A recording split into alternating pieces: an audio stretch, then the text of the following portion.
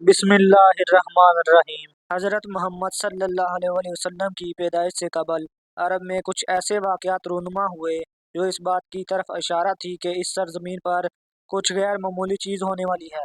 इन वाक़यात में एक हैरत अंगेज़ वाक़या असहाबे फ़ील और अबाबील का हादसा है, जिसे अल्लाह ने कुरान मजीद की सूरह फ़ील में भी ज़िक्र किया है और जो अरबों की तारीख़ का एक अजीब सानिया था। हज़रत मोहम्मद सल्लल्लाहु अलैहि वसल्लम की विलादत से कबल अरब के जनूब में वाक़या मुल्क यमन पर एक बादशाह की हुकूमत थी, जिसका नाम अबरहा इब्ने अशरम था।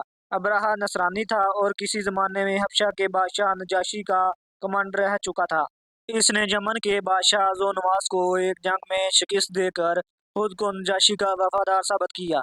इस तरह नजाशी ने अबरहा को यमन के तख्त पर बिठा दिया। जब अबरहा को मालूम हुआ कि अरब के लोग काबा को नहायत ही मुकद्दस तस्वर करते हैं और हर इलाके से लोग काबा की ज़ियारत के लिए मक्का का सफ़र करते हैं, तो इसने यमन के दारुल खिलाफा सना में एक अजीम और नहायत ही खूबसूरत गिरजा तामीर करवाया। इस ज़माने में पूरी सरजमीन पर इससे ज़्यादा खूबसूरत और आलीशान गिरजा कहीं नहीं था। इसने पूरे जज़ीरा अरब में अपने मुवल्लक को पैगाम भेजा और इस गिरजा घर की ज़ियारत करने की दावत दी।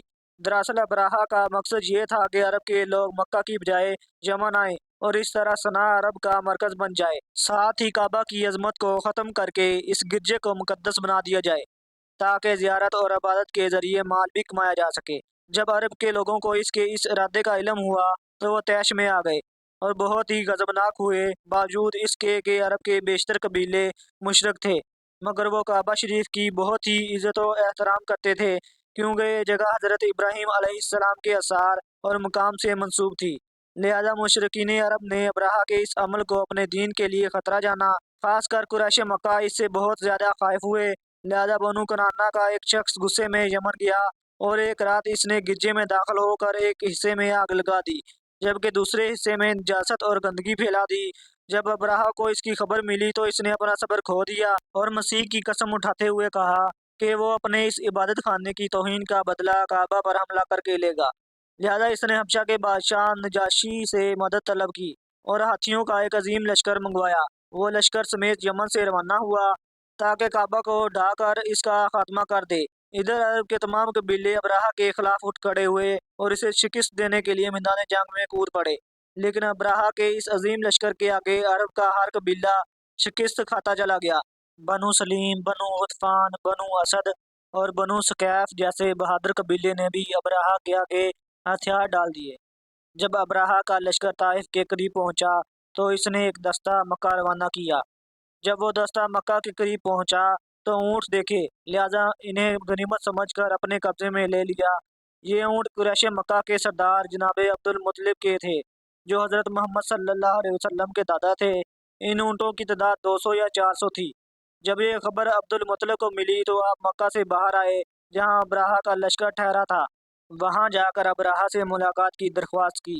जब अबरहा को मालूम हुआ कि कुरैश का सरदार इससे मुलाकात के लिए आया है, तो इसने आपको अपने खेमे में बुलाया और जब हज़रत अब्दुल मुत्तलिब को देखा कि एक बुलंद कामत, रौबदार और नहायत ही हसीनो जमील आदमी है, तो अबरहा आपको देख कर मरूब हो गया और बेख्तियार तख्ते शाही से उतर कर आपकी तज़ीम व तकरीम के लिए खड़ा हो गया और अपने बराबर बिठा कर दरियाफ्त किया कि आपकी तशरीफ़ आवरी का क्या मकसद है।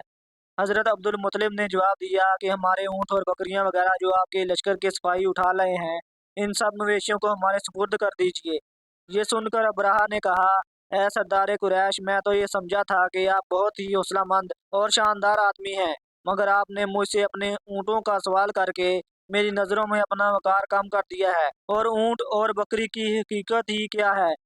मैं तो आपके काबा को तोड़ फोड़ कर बर्बाद करने के लिए आया हूँ। आपने इसके बारे में कोई गुफ्तगू नहीं की।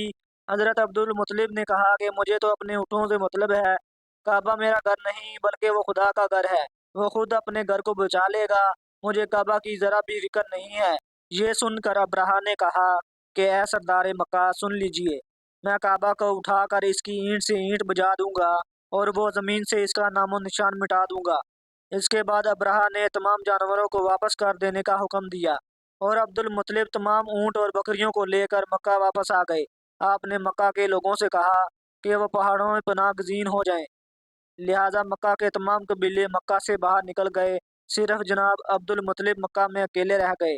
آپ نے کعبہ کا دروازہ پکڑ کر بارگاہ الہی میں کعبہ کی حفاظت کے لیے رو رو کر دعا مانگی۔ اے اللہ، بے شک ہر شخص اپنے اپنے گھر کی حفاظت کرتا ہے، لہذا تو بھی اپنے گھر کی حفاظت فرما، اور صلیب والوں اور صلیب کے پجاریوں کے مقابلے میں اپنی اطاعت شماروں کی مدد فرما۔ ابرہہ جب صبح کو کعبہ ڈھانے کے لیے اپنے لشکر جرار اور ہاتھیوں کی قطار کے ساتھ آگے بڑھا اور مقام مغمس میں پہنچا تو خود اس کا ہاتھی، جس کا نام محمود تھا، ایک دم بیٹھ گیا۔ وہ اپنے ہاتھی پر جتنا دباؤ ڈالتا وہ آگے نہ بڑھتا، لیکن جب وہ اس کا رخ جمر کی طرف کرتا تو وہ فوراً چل پڑتا۔ ابرہہ اس واقعہ سے سخت معتجب ہوا۔ اچانک سمندر کی طرف سے غول کے غول اور جھنڈ کے جھنڈ پرندوں کے آ پہنچے۔ ابابیل کے اس لشکر کے ہر پرندے کی چونچ اور پنجوں میں کنکریاں تھیں۔ انہوں نے اس زور کی سنگباری کی کہ ابرہہ کی فوج بدحواس ہو کر بھاگنے لگی، مگر کنکریاں چھوٹی چھوٹی تھیں، وہ قہر الہی کے پتھر تھے کہ پرندے جب ان کنکریوں کو گراتے تو وہ سنگریزے ہاتھی کے بدن میں چیختے ہوئے زمین پر گرتے تھے۔ ابرہہ کے لشکر میں بھگدڑ مچ گئی۔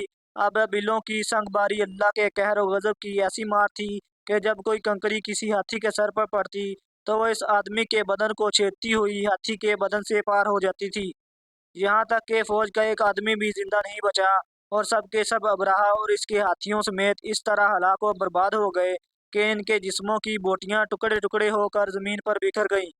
اس واقعہ کے بعد عربوں میں قریش مکہ اور کعبہ شریف کی اہمیت و عظمت مزید بڑھ گئی، اور چند مہینے بعد ہی اسی سال نبی صلی اللہ علیہ وسلم کی ولادت ہوئی۔ یہ سال عام الفیل کا سال کہلایا۔